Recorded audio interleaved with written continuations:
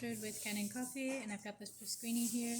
So the machine was having some issues with the pump, so I replaced it, and here's the old one.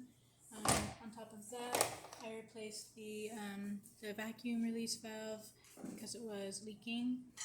It just wasn't fully closing, and then I found that the safety valve actually also needed to be replaced. So this is that old one that was on the machine.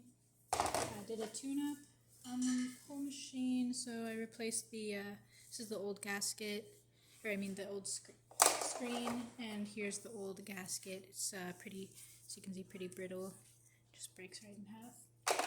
So on top of that, I descaled the machine, back flushed the group head, and I'm going to test it for you with a different portafilter because the one that came with the machine was causing it to leak. It just wasn't making a good seal. So I would recommend having that replaced. And so I'll pull a shot. And this is our test coffee. So it's not exactly calibrated to the machine, but we should be able to get something pretty decent. It's coming out a little fast, but it should be okay. Okay. It's a pretty decent shot. And then I'll show you the steam.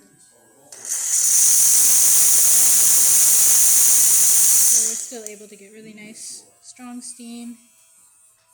And that's about it for this video. So if you like this video, please subscribe to the channel and hit the like button. Thanks for watching.